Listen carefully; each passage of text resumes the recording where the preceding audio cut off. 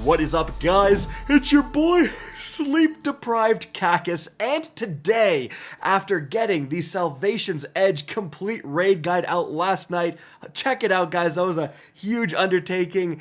Today, Bungie made me wake up early, of course, for a big and important presentation called Destiny 2: The Journey Ahead, where they were going to detail, quite literally, the future of the franchise, or at least that seemed to be the promise. So what actually happened? Well, let's go over the details of this announcement. So, the first thing Bungie talks about is Echoes. Echoes is the name of the first episode arriving tomorrow, actually, but what the heck is an echo? Well, apparently, with the destruction of the Witness, the light and the dark forces collided and created these echoes that flew out into the galaxy. That's what you saw at the very end when you defeat Excision. Your Guardian's sitting there looking at the Traveler, and you see these things of light fly out into the universe.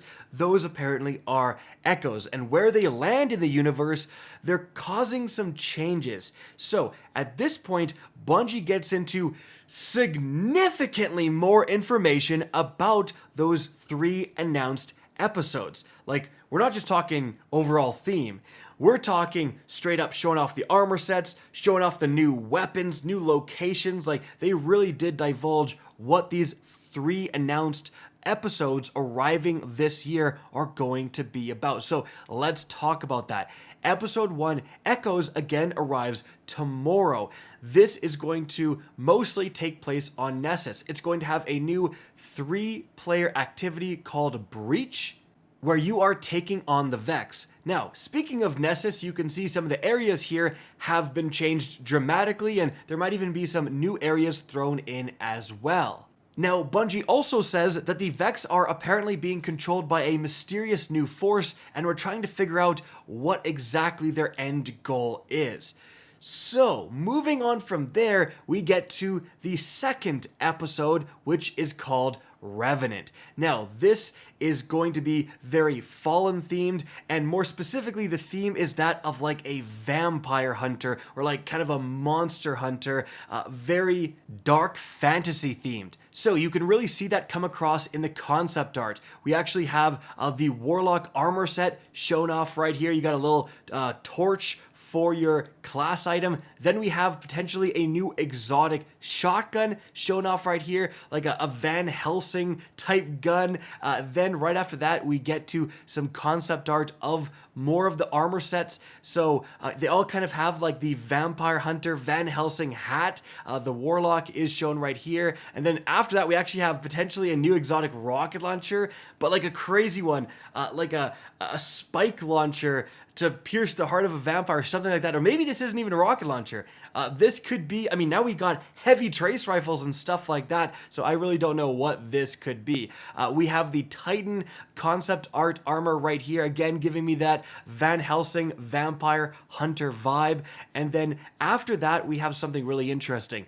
Bungie mentions that a mechanic taking place in this episode is actually potion crafting, and you can see kind of the potion crafting station right here. Now, I do want to mention, I think this Guardian is holding a new auto rifle while they are exploring this potion station. Just want to point that out. But yeah, you're going to be able to make potions, and Bungie said that these potions can augment your seasonal artifact. So are you telling me we're going to be in a raid damage phase, and before DPS, everyone's like, okay, pop your potions, pop your potions?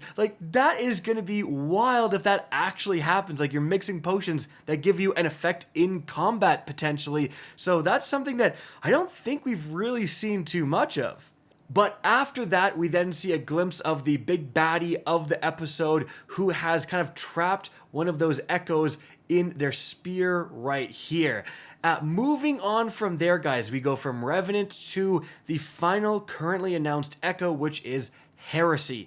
Now, this is going to be Hive themed, and Bungie basically says this is shaking up the Hive pantheon. So the big baddies of the Hive with new information, essentially the information that the Witness lied to them.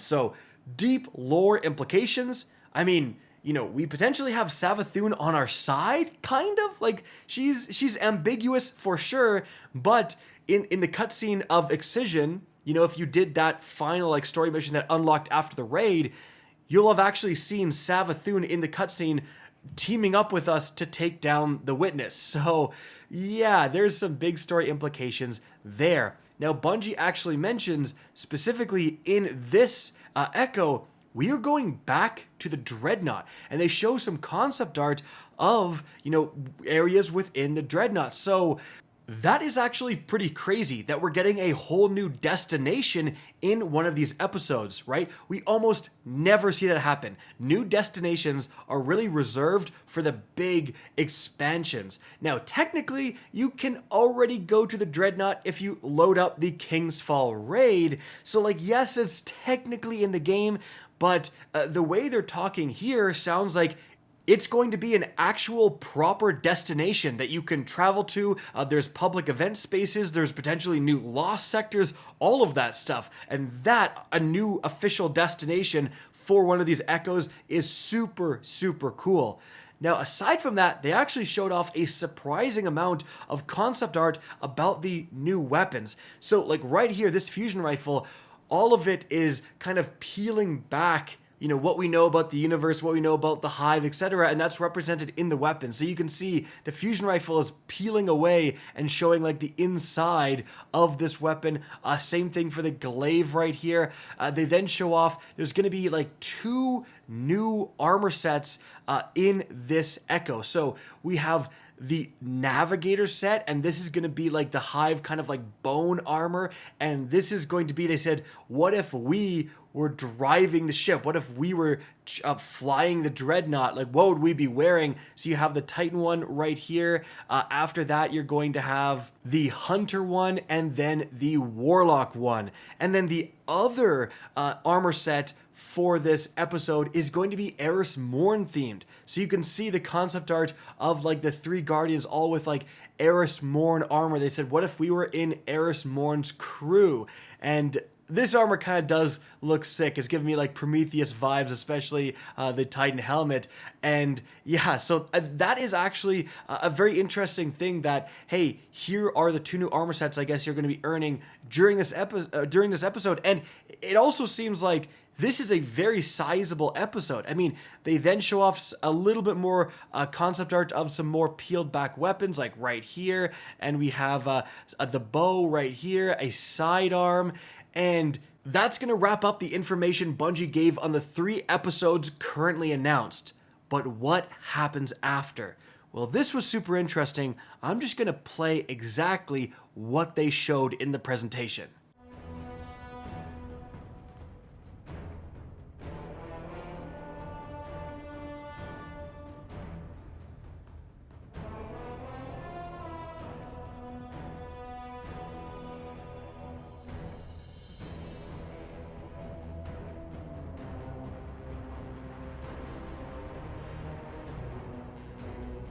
So, talk about cryptic. Now, what the heck does that mean? Well, a few main takeaways. Number 1, well, this absolutely is not a Destiny 3 announcement. I think a lot of people were expecting, if not hoping, for something involving Destiny 3. I know I was, but it clearly says Destiny 2, Codename Frontiers.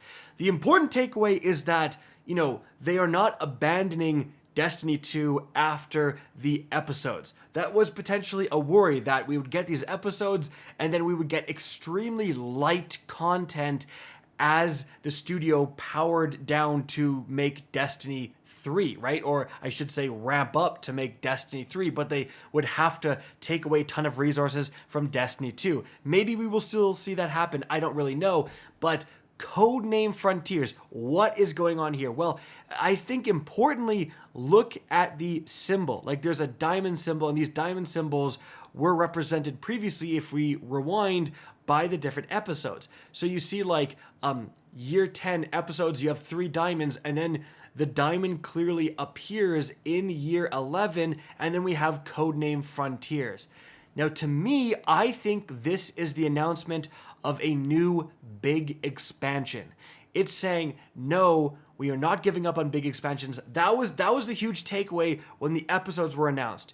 We've actually never had like a big expansion not talked about at the same time, the seasons are talked about. We always knew kind of what was coming in the future, right? So we were like, are we just getting episodes from now on? There's no more final shapes. There's no more, Lightfalls or Witch Queens.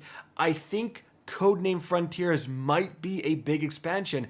That's what this single large diamond represents. You have the small diamonds for episodes, and then the big thing is Codename Frontiers.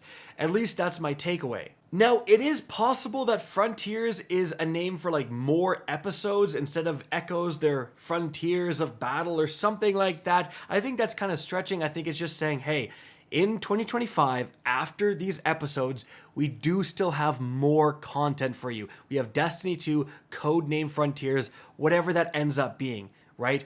Which is a good thing. I do eventually hope they make Destiny 3. I want to start fresh. I think that's the excuse. A lot of people are looking to hop back in this franchise, but Destiny 2 is kind of popping right now with the introduction of the Final Shape. Aside from that day one launch debacle, the Final Shape does seem to have quite a lot of content within it. And so, like, if this all goes well, if the episodes are popping, you don't want to just kind of go dark and go make Destiny 3. You want to still have some resources to keep Destiny 2 trucking along and keep people entertained. In any event, guys, that's the announcement. That's what's going on. Hope you guys enjoyed this video, found it informative, and if you did, please remember to help me out by simply rating and especially sharing this video. If you guys want to see more Destiny 2 content similar to this, don't be afraid to slap that subscribe button. If you want to get in touch with me and keep up to date with the latest channel activity, the best way is to follow me on Twitter at RickCacus. That is linked in the description down below. Again, I hope you enjoyed the video, and as always, have a good day.